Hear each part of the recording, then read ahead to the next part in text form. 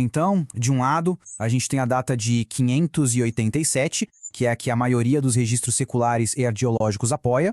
Do outro, a gente tem 607, uma data que vem, basicamente, de uma contagem regressiva baseada em profecias da Bíblia. A grande questão que a gente vai explorar aqui é por que essa diferença existe e mais, o que cada uma dessas linhas do tempo significa para a interpretação da história e das profecias. Para entender isso, a gente vai seguir um caminho de 5 passos. Primeiro, vamos ver o que está em jogo com essa diferença de 20 anos. Depois, a gente mergulha na base da profecia dos 70 anos. Aí vamos entender o efeito dominó que uma data causa na outra. A gente vai ver também como a história secular é questionada nesse debate. E por fim, vamos colocar as duas linhas do tempo lado a lado. Então, o que está realmente em jogo aqui? É que isso vai muito além de uma discussão acadêmica, sabe? Para quem defende a data de 607, esse número não é só um detalhe. Ele funciona como um pilar, uma peça-chave, a partir da qual outras linhas do tempo bíblicas super importantes são calculadas. Bom, e a base de todo o argumento para a data de 607 é uma profecia, a dos 70 anos. Mas 70 anos de quê exatamente? As escrituras falam de um período em que a terra de Judá e Jerusalém ficaria, olha só, um lugar devastado, ou seja, totalmente desabitada. E é justamente daqui que todo o cálculo começa. Certo. Então vamos entender a lógica por trás desse cálculo. Se a profecia fala em 70 anos, a gente precisa de um ponto de partida ou de chegada para poder fazer a conta, né? E é exatamente isso que a narrativa bíblica parece oferecer. E aqui, a interpretação literal é fundamental. O profeta Daniel, que viveu naquela época, registrou que entendeu pelos livros que seriam 70 anos completos de desolações.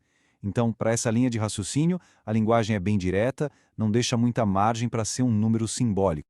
E aqui vem um ponto-chave. A palavra devastação aqui não quer dizer só que a nação estaria servindo a Babilônia. A interpretação dos textos de Jeremias e Crônicas é que a terra ficaria em ruínas mesmo, um deserto, sem ninguém morando, para que ela pudesse, digamos, descansar. A ideia é de abandono completo. Ok, partindo dessa interpretação, a matemática fica bem simples. O ponto de partida é o ano em que os judeus voltaram do exílio, que a história marca como 537 antes da Era Comum. Se a gente contar 70 anos exatos para trás, a conta bate em 607 antes da Era Comum, como o ano em que a desolação começou. Só que essa data não está sozinha.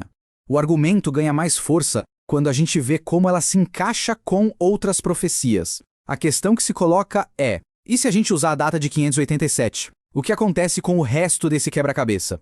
A alegação é que aí começa um efeito dominó de problemas. Dá uma olhada no que acontece quando a gente aplica as duas datas em diferentes profecias. Com 587, aqueles 70 anos de desolação de Jerusalém viram só 50, e outras profecias, tipo as sobre o Egito e Tiro, também ficam desalinhadas. Já com a data de 607, o argumento é que todas as peças se encaixam perfeitamente. Vamos pegar um desses dominós para ver de perto. A profecia de Ezequiel sobre o Egito. A Bíblia dizia que o Egito ia passar por uma desolação específica de 40 anos. Olha só como a conta funciona. Se a gente usar a linha do tempo de 587, o período entre o ataque de Nabucodonosor e a recuperação do Egito dá só 20 anos. Agora, se a cronologia de 607 estiver certa, isso joga o ataque 20 anos para trás, lá para 588. E de 588 a 548, a gente tem exatamente 40 anos. Bate certinho com a profecia de Ezequiel. Isso tudo nos leva a uma pergunta que não quer calar. Se a cronologia bíblica parece ter essa harmonia interna, por que a história secular insiste em 587? E é aqui que o argumento se vira contra os próprios registros históricos, procurando outras vozes que possam confirmar essa linha do tempo alternativa. Uma voz bem importante que surge nesse debate é a do historiador judeu do primeiro século, Flávio Joséfo. A interpretação é que ele entendeu a profecia de Jeremias como um período literal mesmo, de 70 anos em que a terra ficaria um deserto. Apesar dele não cravar uma data, essa afirmação é usada para reforçar a ideia da duração exata da desolação. E o Joséfo não estaria sozinho nessa. O Talmud, que é uma obra central da tradição judaica, também é citado como uma confirmação desses 70 anos literais. E mais para frente, grandes nomes do cristianismo como Jerônimo e Agostinho de Hipona também falaram desse período da mesma forma.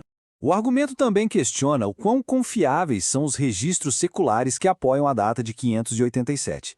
Quem defende 607 aponta para pesquisas que levantam a possibilidade de falsificação ou manipulação de artefatos babilônicos, aquelas tábuas cuneiformes.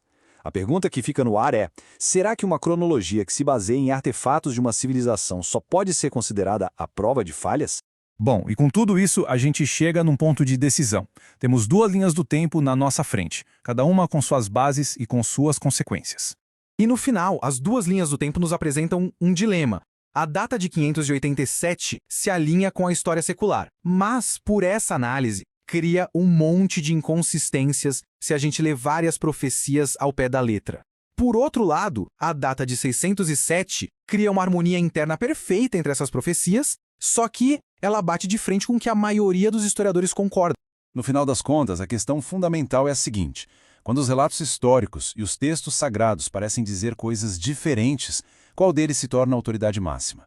Para quem defende a data de 607, a escolha é clara. O argumento é que essa é a única cronologia que mantém a integridade e a harmonia da narrativa bíblica. A decisão, no fim, depende de qual sistema de evidências cada um considera como sendo a autoridade final.